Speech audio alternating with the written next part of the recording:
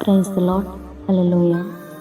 ఈరోజు మనం మాట్లాడుకుంటున్న వాక్యం ఏమిటంటే, శ్రమ పడుట నాకు మేలాయ. దావీదు భక్తుడు ఇలా అంటున్నారండి, శ్రమ పడుట నాకు మేలాయ.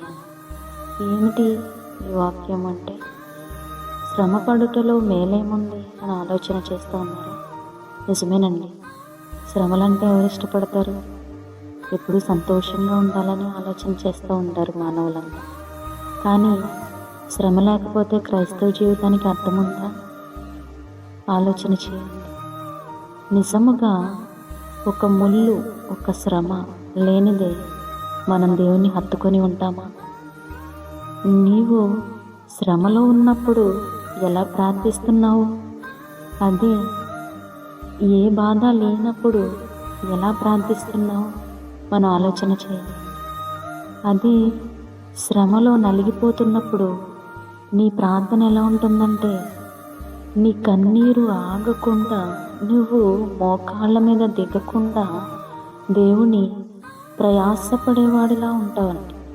దేవుని ప్రాధేయపడతావు. దేవా, ఏమిటి నాయనా నా కుటుంబంలో ఈ బాధలేంటి దేవా, నా కుటుంబంలో ఈ గలిబిలేంటి నాయన, ఎందుకు ఇలా నలిగిపోతున్నాము దేవా, ఏమిటి నాయన నాకు ఈ పరిస్థితి, ఈ అప్పులేంటి దేవా, ఈ అనారోగ్యం ఏంటి నాయన, ఈ అసమాధానం ఏమిటి దేవా, ఏంటి నాయన అని దేవుణ్ణి ప్రాధేయపడే వారిగా ఉంటామండి.